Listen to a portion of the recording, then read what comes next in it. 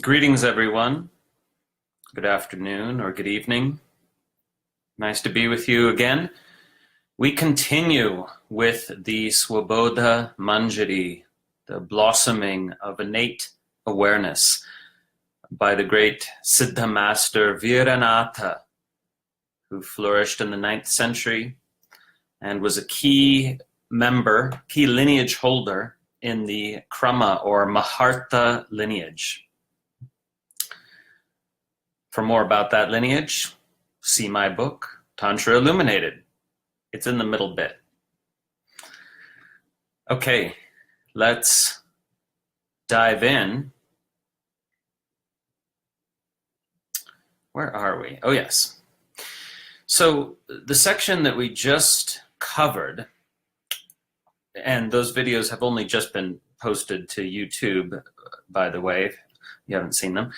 So this section was this interesting kind of philosophical deconstruction of various categories where Vīranātha shows us that the body is actually a mental construct, that what we have access to is a kind of mental image of the body, which includes sensation and so on, and that can be kind of indefinitely broken down, both in terms of physical matter and in terms of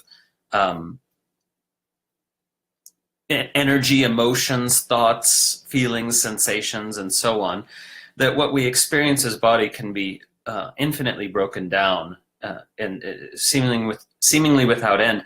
And therefore, where is body per se? That what most of us have is not intimacy with the body, but intimacy with our body image and the mental constructs of body, which themselves can be broken down indefinitely.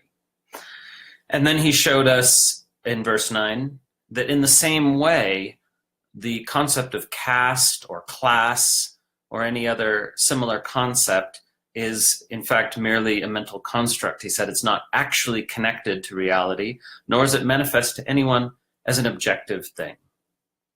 And then he went on to talk about the ways in which people form identity in verse 10. And he said, look, one's name, that's not who you are.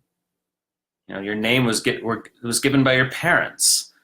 And if you imagine yourself right now for a moment without your name or without any name, it has a very interesting effect. And you see that your habitual sense of self that you carry around with you is linked to your name, and not only your name, but that's arbitrary, more or less arbitrary, you know. And he went on to say that we can't and shouldn't label someone according to a verbal noun, according to their occupation, like a teacher or a cook, because nobody is restricted to that action alone. In fact, they're capable of innumerable actions. And if we label them according to a certain quality that seems salient, then that itself is a mental construct subject to confirmation bias. Once we've decided that they're a possessor of that specific quality mainly, we'll notice that a lot more and notice other aspects of their being a lot less. So all of these are mental constructs, you know. So if you consider, oh, so-and-so is a happy person, so-and-so is a powerful person, so-and-so is a depressed person. This is a problem because you're less likely to see the other aspects of their being, and that means, and because reality is a co-creation, that they're less likely to manifest other aspects of their being if they're being seen in terms of that specific quality. So he's trying to point out that the various ways that we form identity, both for ourselves and our stories about other people, these are all mental constructs, vikalpas. And indeed, he uses that word in the very next verse to which we now come, which is verse 11. Itam mithya vikalpotha vasanabhirabhiplutam chanchalam manaso rupam nishchityaitan nirodhayet. Seeing in this way that the mind is unstable, overwhelmed and inundated as it is by the impressions arising from false mental constructs, one can dissolve it. So for those of you who are watching live, I'll just put that verse in your comments window. And so you see in the Sanskrit, mithya, false, erroneous, vikalpa, mental constructs. Many of you are now familiar with that term from my various writings. Utta, which means arising from.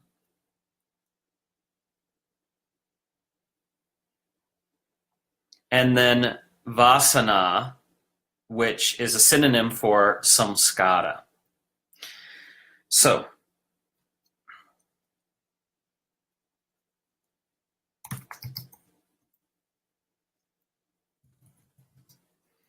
is the video back now? Working again? Testing 1, 2.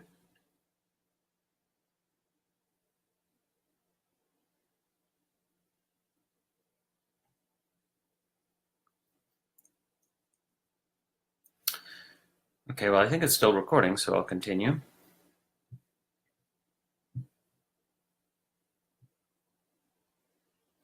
So he says the mind is abhiplutam. It's inundated and overwhelmed by the impressions, the vasanas or samskaras, arising from false mental constructs, such as those detailed in the previous verses. So this verse is can't be taken on its own. It's very much in a flow of argument. So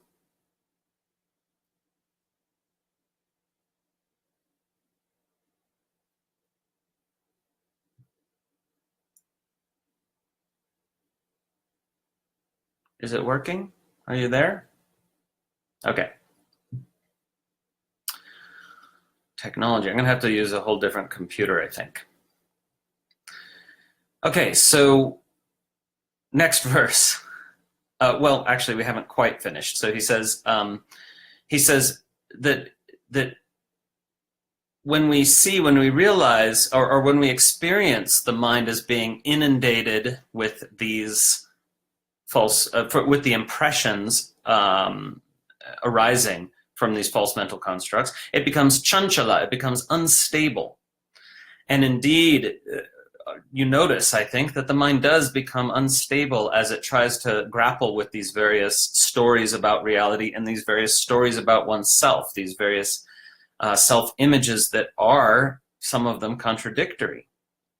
So, realizing that it's so unstable, ascertaining its nature as an unstable thing, inundated with samskaras, one naturally resolves upon the project of seeing what it would be like to experience oneself without the presence of the mind. So, nirodhayet, one can and should dissolve it or bring it to stillness, bring it to silence. So nirodhayet can mean one may bring it to cessation, stillness or silence. So this is obviously a central feature of the yogic project, to experience oneself without the inner narrator, without the storytelling mind, without the mind which projects its concepts of reality onto reality, including onto the self. So this is a central yogic project going all the way back to earlier times, and Vīranātha is very much aware of that. And that's why he paraphrases Patanjali's Yoga Sutra.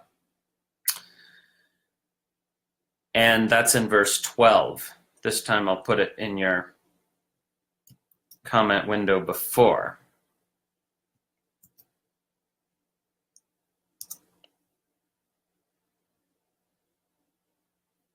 Okay. Purvairnirodhakatito vairagyabhyasa yogataha ayatnena nirodhoyam asmabhirupadishyate. Cessation or dissolution of the mind was taught by previous masters through the yoga of renunciation and arduous practice. Here I will teach a cessation or dissolution of the mind that is comparatively effortless. Or we could translate cessation through the release of effort. So we know that he is clearly referring to Patanjali's Yoga Sutra here, specifically Sutra 1.12, I believe it is, which makes it quite clever on his part, if it is 1.12, and here he's in verse 12, paraphrasing Sutra 12 of the Yoga Sutra. We can double check on that later. But in that sutra, Patanjali famously says that yoga is accomplished, yoga there meaning the goal of the path, is accomplished through vairagya and abhyasa, through renunciation and arduous effort. And those are the two main ingredients needed for success in yoga, according to Patanjali.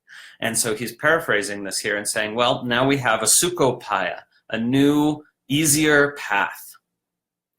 So this renunciation of the mind and the senses and contact with the sensual world need not apply to the tantric yogi.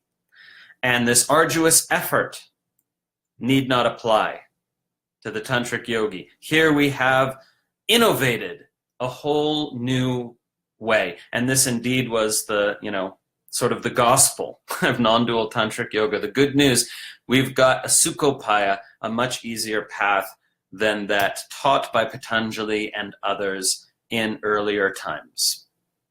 And someone confirms, yes, indeed, it is Sutra 1.12, which means our author is being clever, as Kashmiri authors love to do. As like he's got this verse 12 alluding to Sutra 12 in the Yoga Sutra in a critical way, okay? Because he's like, now we're gonna do something much cooler, and we'll see how we can actually dissolve the mind through engaging the sensual world. Now, just remember, when we say dissolve the mind, we're not using the term mind in the sense of a modern cognitive scientist or neuroscientist or psychologist. We're using the mind specifically in the sense of the narrating mind, the thinking mind, the conditioned sort of thought organ, right? That can come to stillness. And in that state of stillness, perhaps, according to a scientist, mind is still present, but we would call it awareness, pure awareness, clear, open, spacious, expansive, present, transparent awareness, in which we realize, or at least glimpse, our true nature. So let's go on to verse number 13.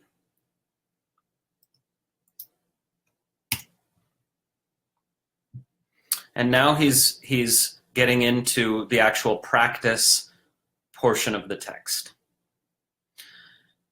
Grahyam yaccha bhavet kinchit tatthalinam tada bhavet anyasya grahana chittam swatmanyeva prashamyati. And this is our first practice instruction in the text. He says, focus the mind upon something that then dissolves.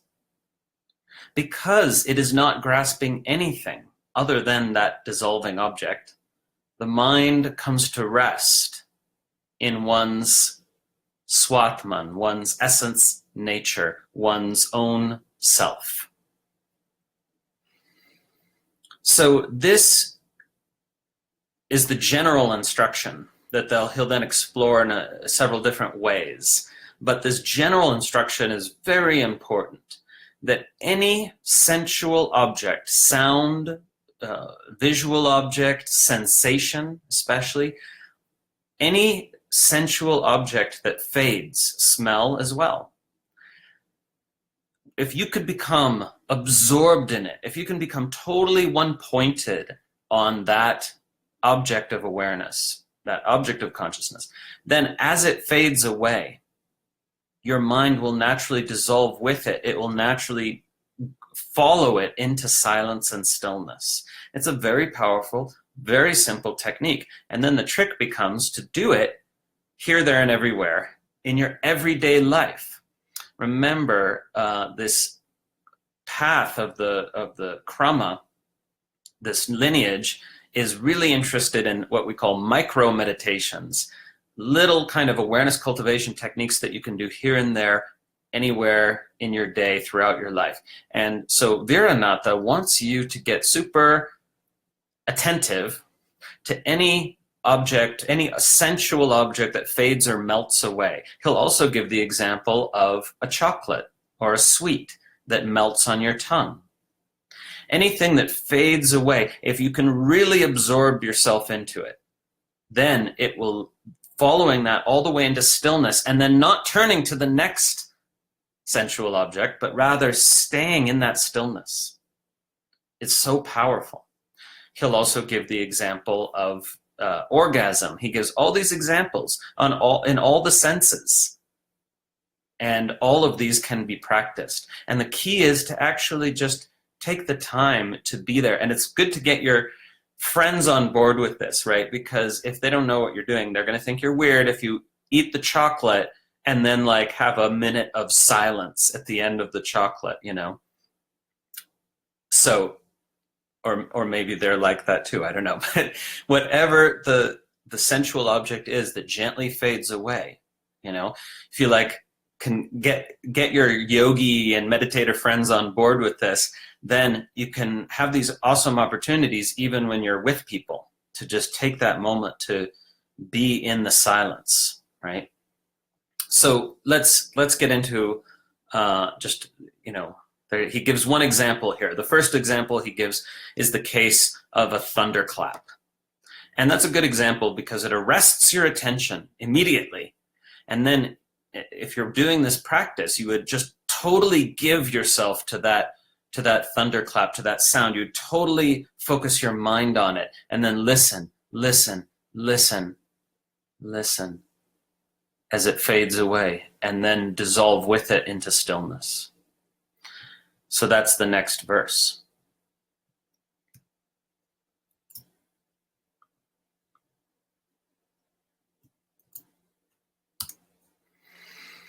Yatha ghana swane sandre kramena vilayangate tadashraya vashachittam tasmin kshine prashamyati.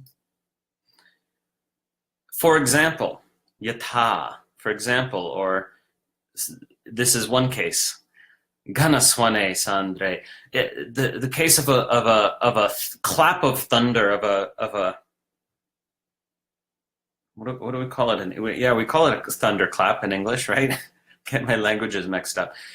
That gradually fades away.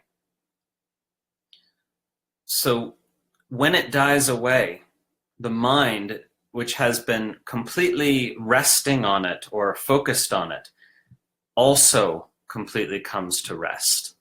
Okay?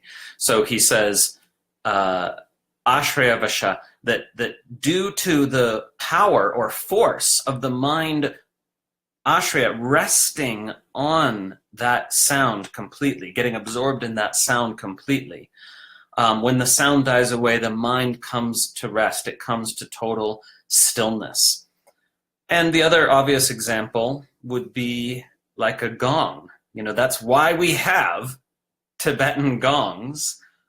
Remember, this tradition that flourished in Tibet was originally found throughout the Himalayas, and Kashmir is part of that same region, that these gongs were doubtless because of this very stream in the tradition that first appears here This is the earliest appearance of these Zen-like techniques.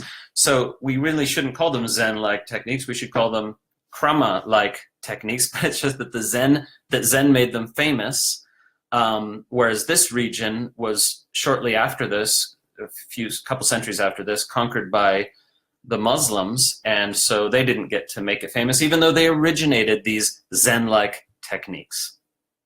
Okay, so let's look at the next verse.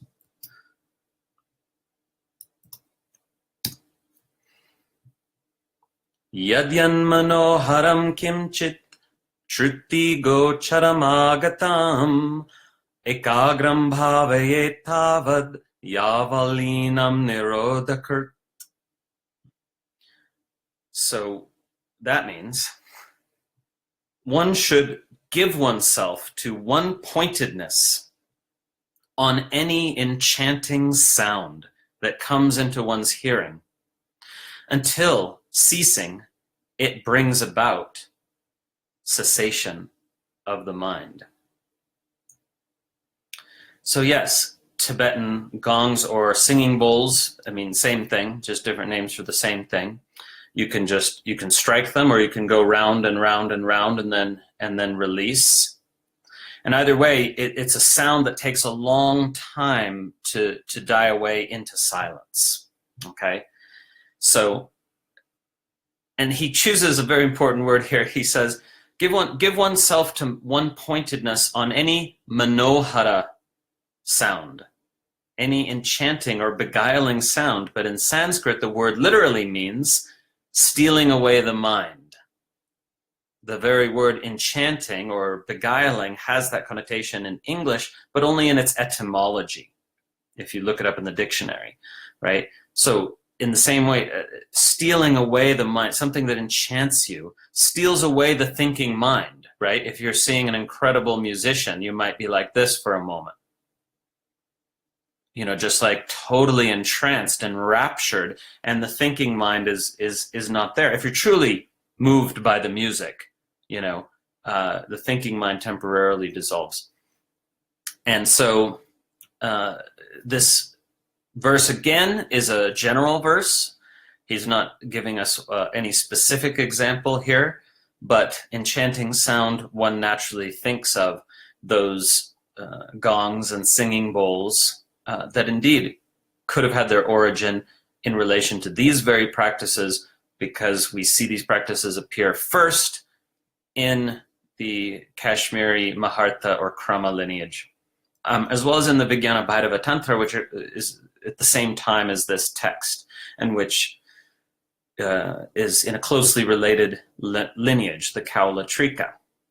And in fact, let's turn to the Vīranātha for just a moment, because we have a couple of parallel verses, Vīranātha 41 and 73, and I can paste those in from my translation. Well, I've got one of them right here, and the other one I can paste in later. I believe this is 73. It says, the yogi who is one with the unparalleled happiness that derives from savoring the perception of song and music attains heightened awareness by his or her complete identification with it, and thus becomes one with Shiva.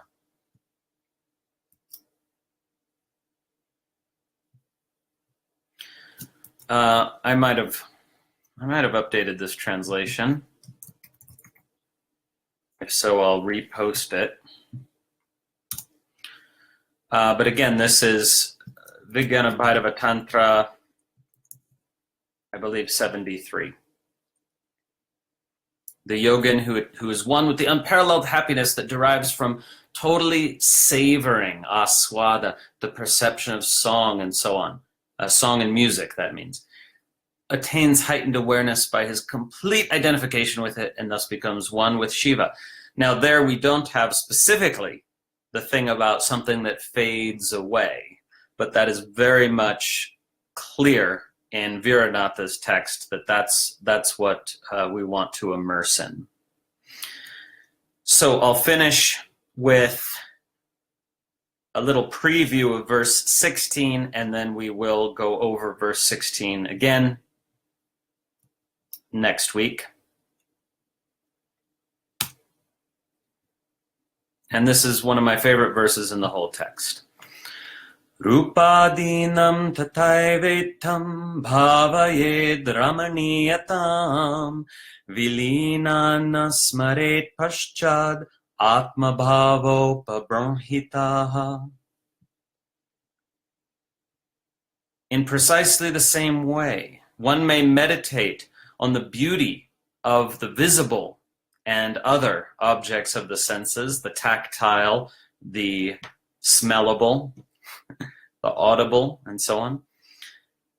After the object perception has dissolved, one should let one's awareness remain empty and clear, invigorated by the sense of one's own immediate being. One should let one's awareness remain clear, empty, open.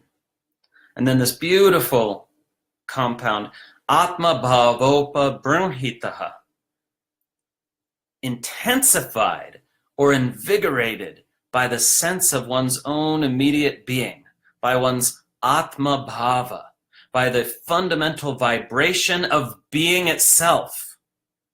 That's what's meant here, okay? And we shouldn't take Atman in the sense of a specific self, yourself, as opposed to myself or any other self. Atma here means being, and Atma Bhava means the vibration of pure being. We know this from other texts in this lineage, that this is what they mean by it. They're not interested in reifying the notion of a self. They're not interested in arguments with their Buddhist brethren. So, Atma Bhavopa Brahitaha, intensified or invigorated by the sense or vibration of one's own fundamental being. That's the opportunity here. So, why don't you guys try this in the week to come, and you can you can share in your comments about your experiences of this. I want to hear, we all want to hear about your experiences of this. Finding these sensual objects of delight. He says, Ramaniya, something that is beautiful or delightful. Why? Because the mind is willing to give itself totally to something beautiful and delightful. With practice, you can do it also with things not so delightful. But, as Abhinavagupta says, always start with the delightful and work your way to that which is more challenging. So, in this way, then, let the dissolution of the object of awareness lead you into the state of Atma Bhavo Brahmitaha, the state of open awareness, gently intensified by the feeling of one's own being. Nice to be with you all. I want to especially thank the patrons on the Patreon page whose loyal support makes it possible for me to offer free content every week, and more plans in the works. So thank you so much, patrons, and anyone can be a patron. We're about 90% to our goal, something like that. So join us on there. Next week, I will be in Europe, and the broadcast time will be different only by about an hour. So I think it'll be like noon Pacific. That's 3 p.m. Eastern. Anyway, you'll see the announcement. Om.